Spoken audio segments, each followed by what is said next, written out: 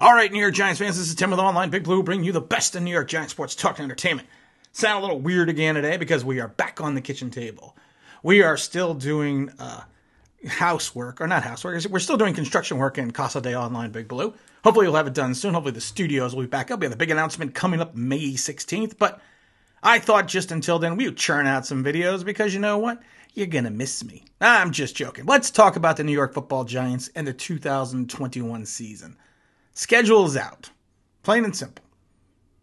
What are we going to do with that schedule? I mean, at this point in time, we've said this a million times. I've said it a million times. Even the assistant general manager of the Giants and capologist said it. The Giants are pushing all their chips into the middle of the table for the 2021 season. There is no doubt about it. This draft was that of improving Daniel Jones. This draft, the free agency was, the same regards. Keeping continuity in the defense outside of letting Dalvin Tomlinson walk. Increasing our skill position players and increasing some defensive presence with Ojulari and some of the other picks. This is it, guys. This is it. We got the chips. We are playing. We're not even playing with house money right now. We've taken money out of Tish and Mara's pocket, gave it to Gettleman, and said, go bet all on red. Damn the torpedoes, full speed ahead for 2021. We're not going to worry about 2022 yet. We are going to push forward into this season.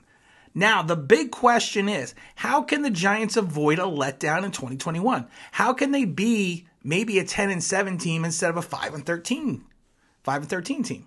And that's going to be the big question. Now, we're never going to get fully these answers until, of course, we get into training camp. We see how the rookies start to play. We see how the team starts to gel. We see how our draft choices, like I said, how the draft choices come out, how the free agents come out. We're not going to know any of this, but we can have an idea by taking a look at the schedule.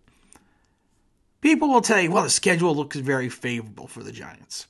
There are some winnable games, but you know what? I've said this before. This is the NFL. Everyone already has the Bronco game as a W. Okay? You got a W in May, but what happens if Aaron Rodgers shows up? What happens then? Are we still counting that as a W? And then you got the Washington game, the Falcon game, the Saints game, and the Cowboys game. We could easily, out of the first 5 games, be 2-3. Which I think would be a good start to the season, especially after how we started last year. Now, if we have a 2-3 start, there are winnable games after the Cowboy game.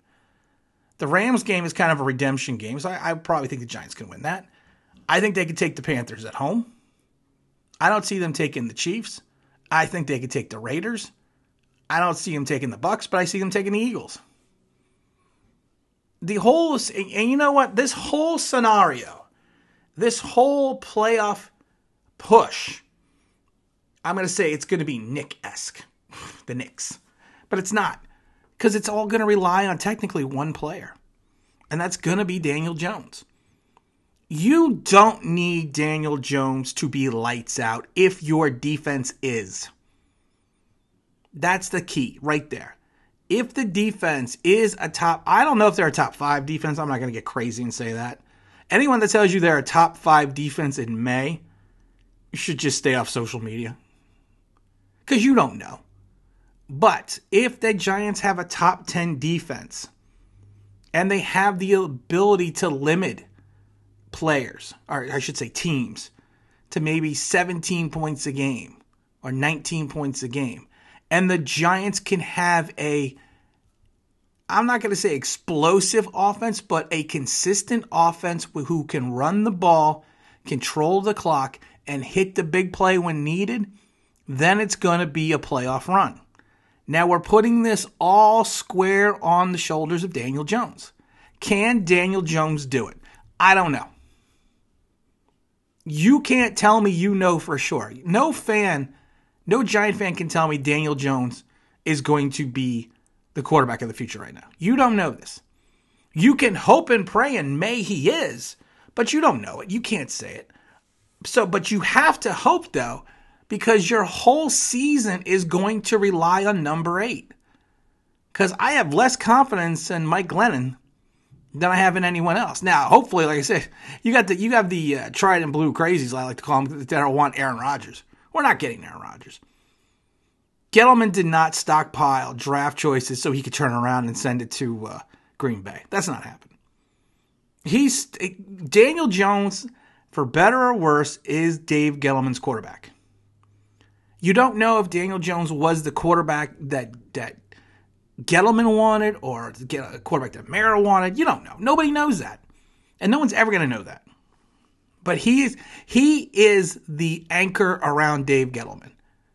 Now, is that anchor 14 tons of steel? Or is that anchor full of helium? And it's going to turn into a beautiful balloon and rise up and fly into the stratosphere. I've said this a million times.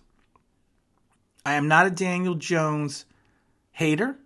I'm not a Daniel Jones apologist. I'm a Daniel Jones realist. If he can be somewhere in between, like I said, Eli Manning and Kerry Collins, I would be happy. I would be thrilled with that.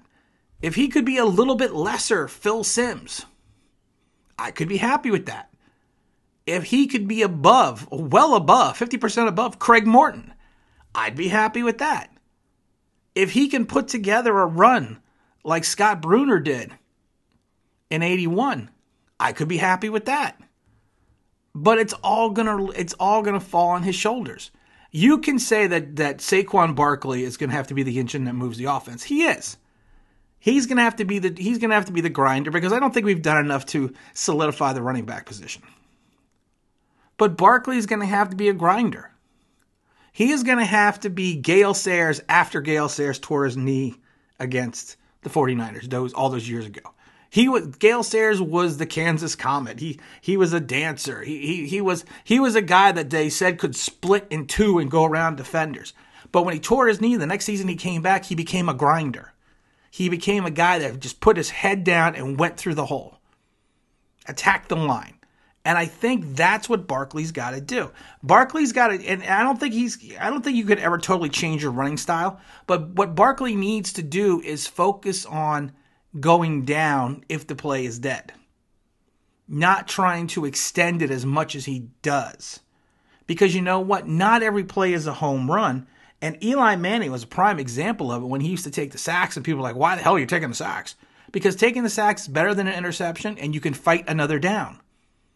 And that's what Barkley's going to have to figure out. I don't know if he can, because I don't want him totally I don't want him totally changing his running style. I just want him to know that he does not have to be the end-all, be-all. He does not have to be the total Giants offense, because you're going to hope that Daniel Jones, even going to Kenny G, to Tony, to Shepard, to Ingram, to Slayton, to Rudolph, you're going to have to hope that those guys are going to be able to find the openings in the defense, and Daniel Jones will have the ability and the time to get them the ball. The other thing people are concerned about, and rightfully so, the line. Did we do enough to solidify the line? Because we really did nothing. You got Fulton. I said it before, the nicest things that the Texans could say about him was he can't pass block.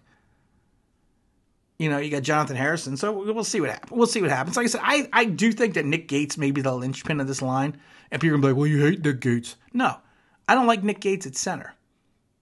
I think Nick Gates would be a better guard than he is going to be a center. And I think his talents are underutilized in the center position. And I think if Harrison can come in and play center, and you could take Gates and move him to one of the guard positions, I think you could have something. But the whole status, the whole stratosphere, this whole season, like I said, is going to rest on Daniel Jones. Can he push it forward and make us a 10-7 team? I don't know. Will he collapse and be a 5-13 team? I don't know. But if you take a look at what the factors will be in this season, there's really only one. It's going to be the play of the quarterback. And that's a lot to put on number 8. That really is. But you can't sit here and tell me that he is going to excel, just like you can't sit there and tell me he's going to fail. Realism understanding football, understanding what your team has and what your team doesn't have. That's what we as fans need to start getting back to. We need to go back to being Giant fans of the 80s, who were quality, well-informed, football intelligent Giant fans who knew history and understood that things could be worse. While things could be better, things can always get a lot worse. And again, this is Tim with Online Big Blue, bringing you the best of New York Giant sports talk and entertainment. And as always, if you can if you subscribe, you're in it by the means, that'd be awesome.